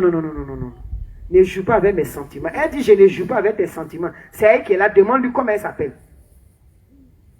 Il va demander, elle va dire son nom. Et il va me demander, maman, est-ce que c'est elle? J'ai dit, c'est elle. Il dit, non. J'ai dit, c'est elle. C'est ta fille là qui est là. Et bien aimé, Dieu a retapé cet enfant-là. Si on ne vous dit pas, vous n'allez jamais savoir. Amen. J'ai montré même sa photo aux filles à Tabitha et Anne à la maison. Elle a appelé un jour pour savoir, maman, tu viens quand? Et j'ai montré sa photo, j'ai dit, regardez, si on vous disait que celle-là, elle a été mongole, est-ce que vous allez croire? Elles ont dit, non mais maman, mais c'est pas vrai, mais elle est jolie. Mais c'est ça, c'est le travail de Dieu. Mais bien aimé, pourquoi? Parce que durant tout ce temps, je ne me suis pas mis en colère. Et il y a une sœur, selon elle, qui dit qu'elle a une prophétie. Dieu dit, me dit de prendre mes enfants, je vais partir. Et je lui ai dit, mais c'est pas Dieu aussi qui a dit dans la Bible, de bénir ceux qui vous maudissent, de prier pour ceux qui vous persécutent. Donc ce qu'il a dit là, moi je vais faire d'abord. Maintenant si Dieu même veut que je parte, il va permettre que mon mari prenne mes affaires, qu'il mette dehors. Mais même s'il met dehors, je prends, je mets dedans. Je ne vais nulle part. Avec ces nombreux enfants-là, je ne vais nulle part. Je suis dans sa maison. Il m'a provoqué, il m'a eu. Donc, bien aimé, je n'ai pas fait la guerre avec quelqu'un. Avec qui que ce soit. Non. Mais au contraire, je priais pour mon mari. Seulement, je disais à Dieu, mais tu vas intervenir quand? Quand je suis fatigué de souffrir, je dis, tu viens quand? Et je vais donner un nom à mon mari. Et bien aimé, je l'appelais serviteur de l'Éternel. Et souvent, je l'appelais évangéliste. Souvent, je l'appelais aussi diacre. Et par moments, je l'appelais pasteur. Puisque selon la tradition, quand tu es marié, une fois qu'on fait la dot, tu ne dois plus appeler ton mari par son nom. Tu vas donner un nom. Souvent, tu l'appelles le mien. C'est-à-dire, c'est mon mari, c'est pour moi seul. Donc, c'est comme ça, tu donnes ce nom-là dans ton patois. Ou bien, le nom du premier fils. Papa des temps. Donc, bien aimé, quand moi j'ai commencé à venir, j'ai accepté le Seigneur, ce n'était plus ça. J'ai donné des noms prophétiques. Quand je le vois, j'ai dit pasteur. Quand je le vois, j'ai dit homme de Dieu. Je le vois, j'ai dit serviteur de Dieu. Mais quand j'ai dit, il est fâché. Mais je l'appelais comme ça, tiens. Et quand il se plaint, il va se plaindre. Les gens viennent, j'ai dit, il a raison, demandez-lui pardon. Quand il s'en va encore, j'ai dit encore. Je prophétisais dans sa vie. Et je priais pour lui. Et je faisais des sémences. Je sémais. Quand on dit, il y a telle situation dans l'église, je cours, je suis la première. Et quand je vais donner, j'ai dit, hé Dieu, voici ma situation, mon mari là, il faut l'amener à la conversion. Mon mari là, il faut l'amener à la conversion. Et bien aimé, c'est ce que j'ai fait. Et le Seigneur aussi va se souvenir de moi. Mais bien aimé, qu'est-ce qui va se passer? Comme je le disais, il avait pris le soin de dire à sa famille que je l'ai trompé, que je l'ai trahi, que j'avais beaucoup de copains.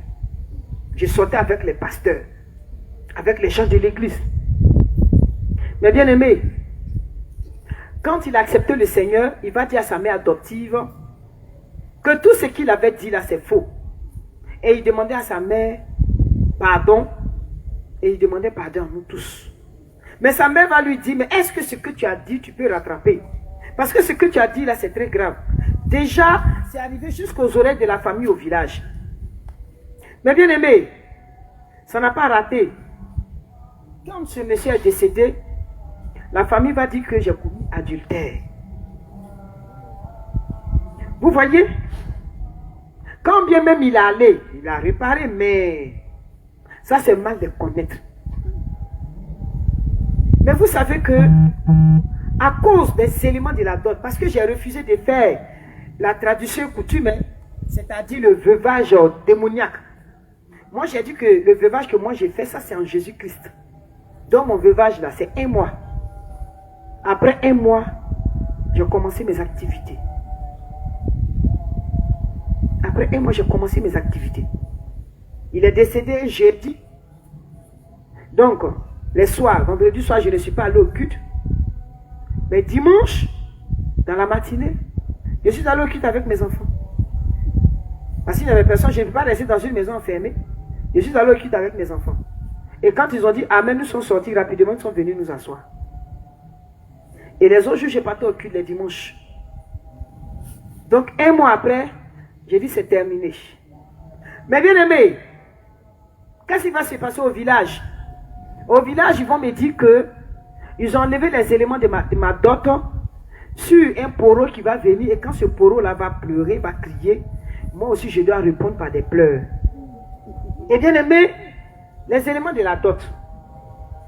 Il y a premièrement, pour moi, ma dot. Les petites calebasses. Peut-être que vous avez déjà vu des gens qui boivent le chapalo dans les calebasses. Donc il y a ces petites calebasses, une petite calebasse, et puis les louches en calebasse. Et puis il y a des coris, et il y a de la cola, et puis du chapalo, de la boisson. Donc bien aimé, ma belle famille va partir. Ils vont enlever les éléments de la dot sur la tête d'un fétiche qui est dans l'eau. Ils vont enlever les éléments de la dot là-bas. Et ils vont donner à la famille. Donc c'est le jour du veuvage qu'on va me faire savoir que les éléments de la dot qu'ils ont donnés, c'est là-bas ils ont pris.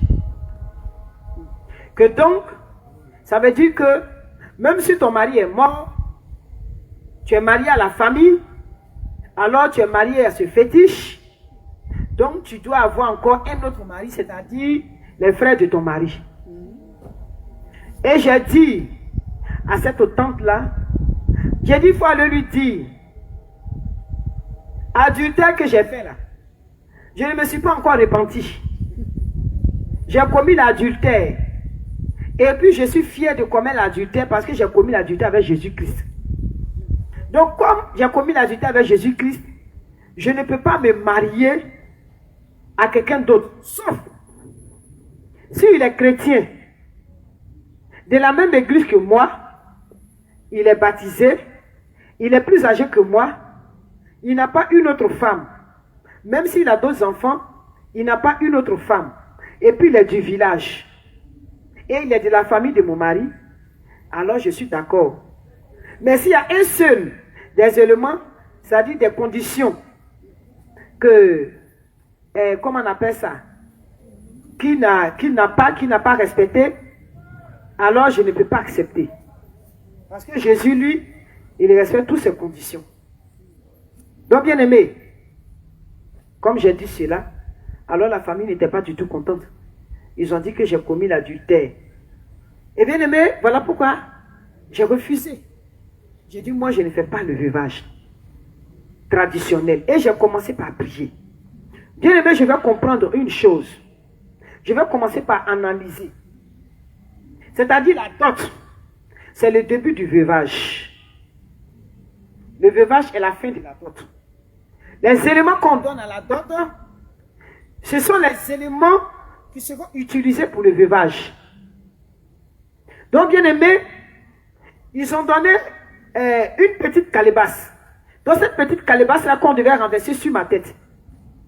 On met sur la tête et tu ne bouges pas, tu as les yeux fermés. Et puis tu as porté ton kojo. Est-ce que vous comprenez? C'est-à-dire les caches-sexes. Donc, tu es nu. La seule tenue vestimentaire, ce sont les perles, les bayas. Les bayas qu'on met dans ce sens et qu'on met aussi dans ce sens. Et tu vas avoir des bayas à ton poignet. Et quand c'est tes mamans, tes tantes, elles mettent au niveau de la taille. Donc ça devient, c'est beaucoup. Donc c'est ce que tu as. Et les seins sont là. Ta nudité est là. Et puis, elles vont ramasser tous les vieux pagnes. Chacune va donner un petit morceau de les vieux chiffons. Les vieux chiffons. Souvent, mais il y a d'autres même là, c'est les caches sexes là qu'elles enlèvent. Elles déchirent et puis elles donnent. Donc c'est tout ça, elles vont mettre ensemble et puis elles vont attacher et on met sur ta tête. C'est ce qui est ton foulard et puis on renverse la calebasse dessus. Donc en renversant la calebasse, c'est un message. Celui qui te donnait à manger, le cultivateur, le chasseur qui te donnait la sauce à boire, n'est plus. Donc désormais, c'est la misère, c'est la pauvreté, c'est la faim. On renverse la calebasse. Bien aimé, la calebasse c'est quoi? La calebasse c'est la légèreté. Tu es légère. Tu n'es pas lourd spirituellement. Donc bien aimé, c'est cette calebasse là. Et la louche, ça c'est la sauce. Donc quand on va faire la dot, ils ont ces deux objets là d'abord qui sont primordiaux. Qu'ils vont donner à une de tes tantes. Et la tante, elle va montrer à toutes ses sœurs. Elles vont montrer aussi à leur tour à leurs filles. Donc tout le monde est témoin. Voici ces deux éléments qu'ils vont garder dans une maison. C'est-à-dire dans la cour familiale, maternelle ou paternelle. Et ça c'est spécialement pour toi. Le jour où tu perds ton mari, alors on fait sortir les deux. Le jour où c'est ton père qui est mort, alors bien aimé, on fait sortir une louche. Et quand on vient avec pour t'accueillir, ça veut dire que le chasseur est décédé. Donc bien aimé, voici ce qui va se passer. Et c'est ce jour-là que je vais comprendre. Et les coris, ils vont me dire que c'est synonyme de la fertilité. Bien aimé, tout ça, ils ont donné. Et ce sont ces objets-là dont ils se servent pour accuser les enfants de Dieu devant Dieu. La cola qu'ils ont donné, ça c'est l'alcoolisme. Donc bien aimé, tous ces objets, quand ils sont rentrés dans les détails pour expliquer, pour dire que tout a été pris sur la tête de ces poros-là, donc par conséquent, ce sont ces poros, tu es marié à ces poros, et j'ai dit que je ne suis pas marié à ces poros. Donc bien aimé, je voudrais te dire une chose. je voudrais te dire que toi qui es un enfant de Dieu, tu dois veiller sur ta vie. Tu dois faire un effort. Et tu dois commencer par prier dès maintenant par rapport aux éléments de la dot. Par rapport à tout ce qui a été donné. Que ce soit l'argent, que ce soit des éléments, que ce soit la parole qui a été libérée ce jour-là, bien-aimé, tu dois commencer par prier pour annuler l'influence de tous ces éléments-là dans ta vie. Il ne s'agit pas de l'homme, mais il s'agit de toi. C'est toi qui as été doté. Bon, pour ceux qui ne sont pas encore dotés, elles vont commencer par prier dans ce sens-là. Et le jour, l'Éternel va permettre, alors elles n'auront pas de problème. Donc, bien aimé, c'est vrai que pendant la cérémonie de dette, on prie. Mais il faut prendre élément par élément. Et puis, il faut détruire l'influence. Parce que chaque élément est un message. C'est un symbole, c'est quelque chose. Un message qui est donné dans le monde des ténèbres. Et bien aimé, moi j'étais marié au monde des ténèbres et à ce poro-là. À cause de la dot. Et voici que, bien aimé, j'ai décidé de me séparer. Mais à cause de ce que j'ai refusé ce veuvage, alors bien aimé, aujourd'hui, ma belle famille dit quoi? On n'a plus besoin d'elle. On ne la reconnaît plus comme notre femme. Et on ne reconnaît plus ses enfants comme nos enfants. Donc, bien aimé, je voudrais t'encourager à accepter Jésus-Christ et à prier par rapport à tout cela. Et vous savez, bien aimé, je disais ici que mon mari, dans son enfance, il avait piqué une crise. La méningite, et ça fait qu'il avait un problème au niveau du cerveau. Il était devenu un peu bizarre. C'est-à-dire qu'il faisait le contraire de tout. Mais bien aimé, ils vont dire à cet homme-là que toi, tu ne peux pas avoir d'enfant. Voici comment je vais comprendre le message. Quand j'ai commencé par interroger Dieu, ils vont dire à cet homme, toi, tu ne peux pas te marier. Et cet homme s'est marié. On dit, toi, tu ne peux pas faire enfant. Et il a eu des enfants. On dit, même si tu as eu un enfant, toi, tes enfants ne peuvent pas réussir. Et Dieu aussi va bénir ses enfants. Et bien aimé, quand il a accepté Jésus-Christ, cet homme-là, le Seigneur va restaurer son cerveau. Et il va commencer par détruire cette mauvaise fondation. Parce que déjà, la fondation qui va rattraper la dernière, lui, il a eu la méningite, elle aussi, elle a eu la méningite. Donc, quand il a accepté le Seigneur, on a commencé par prier pour détruire la fondation de la maladie. Et c'est ainsi que, bien aimé, l'Éternel aussi va nous exaucer. Et aucun des enfants n'a piqué cette crise. Mais Dieu va bénir cet homme. Après avoir détruit la fondation et séparé les enfants de sa personne, de la famille, et couper tous les liens de sang et le cordon ombilical. Mais bien aimé, sa famille ne peut plus imposer quoi que ce soit aux enfants. Ma famille aussi ne peut plus imposer quoi que ce soit aux enfants. Quand il y a quelque chose, un événement, on dit non, on vous informe. On vous informe. Donc ce sont les enfants eux-mêmes qui décident. Bien aimé, les enfants vont me demander, mais pourquoi les autres, aux autres, ils imposent, on dit fais ça. Bon, ils ont constaté que eux, à leur niveau, on dit non, on vous informe. Et je leur ai dit que c'est le cordon ombilical qui est coupé. Donc sur quoi ils vont s'appuyer, ils vont se focaliser pour vous faire du mal, ou même pour vous imposer quoi que ce soit. Votre nom n'est plus dans les régimes de condamnation. Donc bien aimé, voici comment cet homme-là a accepté de prier pour ses enfants. Nous avons conjugué nos efforts et nous avons prié pour ses enfants. Mais bien aimé, les gens étaient surpris de voir que cet homme comme ça là, il a eu des enfants.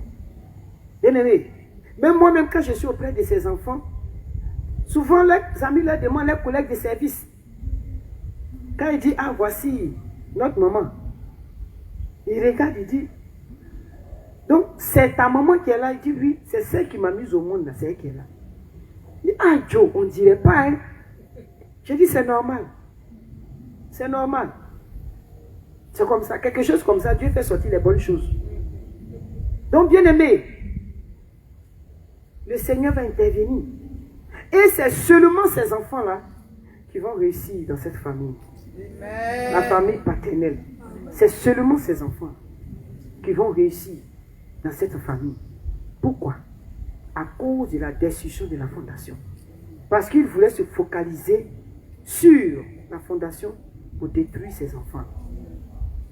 Donc, bien aimé, je voudrais te dire que, en tant qu'épouse de Jésus-Christ, pour être véritablement son épouse épanouie spirituellement, il faut détruire la mauvaise fondation. Il faut te séparer d'avec tout ce qui ne glorifie pas le nom de l'Éternel. Il faut faire un sacrifice. Le prix à payer pour bénéficier de tous ces avantages spirituels-là, c'est la soumission et c'est l'obéissance. Bien aimé, je ne parle pas de ces femmes qui ont un comportement caméléon. C'est-à-dire, elles sont dehors, l'humilité les caractérise. Mais quand elles sont dans la maison, ce sont elles qui portent la culotte. Elles bastonnent même leur mari. Je ne parle pas de ces femmes-là. Tu es en train de maudire tes propres enfants. Je parle de celles qui sont soumises, que ce soit à la maison, que ce soit dans la maison, que ce soit dans l'église, que ce soit même partout, soumises. Elles sont en train de prier. Bien aimé, moi j'ai continué de prier pour l'église, pour mes frères et sœurs, pour toutes ces personnes-là même qui m'ont persécuté. Et je continue de prier pour mon église qui me persécute à cause de la vérité qui est prêchée. Je continue de prier. Je ne vais pas me lasser de prier. La Bible dit de prier sans cesse. Je ne sais pas quand l'Éternel va intervenir en leur faveur. Mais je suis convaincu d'une chose, que cela aura lieu. Un jour, au moment favorable. Donc, bien aimé, le prix à payer pour que ton mari aussi soit gagné au Seigneur, c'est ton caractère, c'est ton obéissance, c'est ta soumission, c'est ta persévérance, c'est ta détermination. Il faut avoir le regard fixé sur Jésus-Christ. Donne-lui toujours raison. Je n'ai pas dit de priver ton mari de son droit d'homme. Moi, je l'ai fait, c'est une seule fois. Parce que tout simplement, ce jour-là, j'en avais marre. Mais à chaque fois, je disais à l'Éternel, regarde, malgré ce qu'il me fait subir, je souffre, mon cœur souffre. Je ne suis pas dans la joie. Parce que, bien aimé, quand ton mari même n'a pas préparé le terrain avec des belles paroles, avec des caresses, bien aimé, tu as des maux de ventre. Oui, tu as des maux de ventre quand tu vas avec ton mari. Quand c'est d'une manière brutale, là, tu as des maux de ventre. Vous êtes femme. Je connais, vous connaissez. Au moins une fois dans ta vie, c'est arrivé. Toi, tu n'es pas prêt, lui, il dit s'il veut. Donc, d'une manière brutale. Et souvent même là, il viole même les femmes. Ça, c'est un vol devant Dieu. Il doit se repentir parce que tu voles. On ne t'a pas donné, puis tu voles. Tu prends de force là, c'est un vol. Donc, bien aimé, il faut vraiment être une épouse exemplaire. Il faut être une épouse exemplaire. Il faut persévérer dans la prière. Tu verras ce que Dieu fera pour toi. Et je suis convaincu que Dieu le fera. Amen. Il attend quelque chose. Un acte que toi tu dois poser. C'est en fonction de ton caractère. Bien aimé, moi je n'ai pas dit à mon mari, il faut accepter Jésus. Je ne lui ai jamais dit ça. Pour dire allons. Je ne l'ai jamais fait. Je ne l'ai pas fait.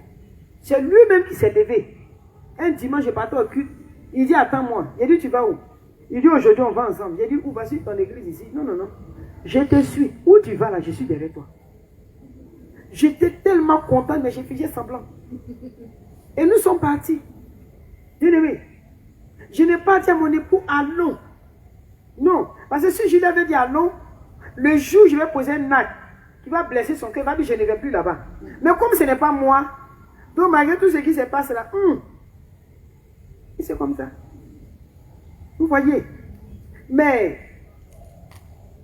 un jour, sa famille va dire, mais toi, tu t'es toujours plaint, mais ta femme ne se plaint jamais. Donc, ça veut dire que toi, tu ne l'as jamais offensé. Et il dit, non, c'est pas ça.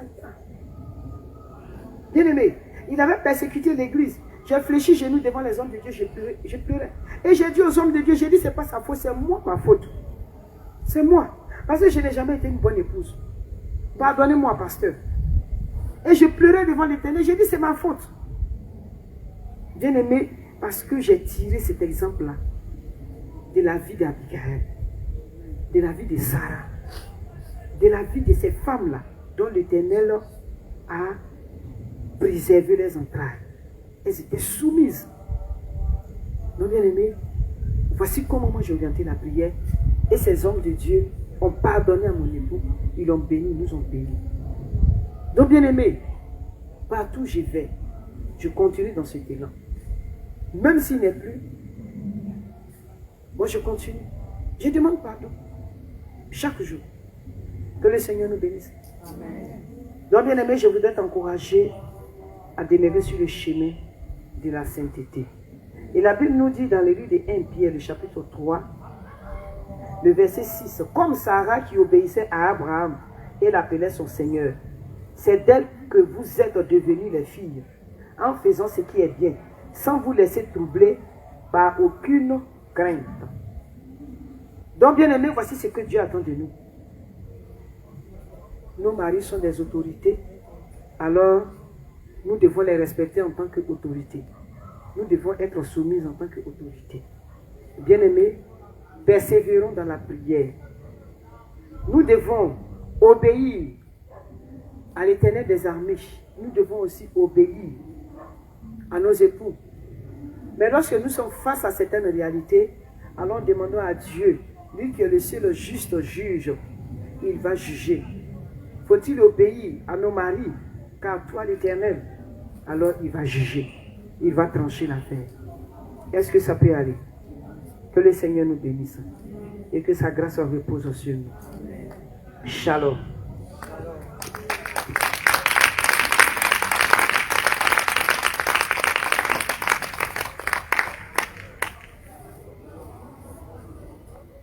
Nous allons prier pour dire merci à l'Éternel pour ce moment. Nous prions. Merci Éternel pour ce moment. Merci divin roi. Merci admirable conseiller. Merci tendre Père pour tous tes hauts bienfaits. De ce que papa tu as permis que nous puissions encore écouter et être édifiés. Merci notre Dieu, notre roi, de ce que Père, ce témoignage que nous venons d'entendre a déjà une influence positive dans notre vie. Et Père, au sortir de ce programme, que nous soyons des femmes renouvelées, des femmes transformées, prêtes pour le ciel. Merci divin roi, parce que tu règnes. Au nom de Jésus-Christ, j'ai prié. Amen. Amen.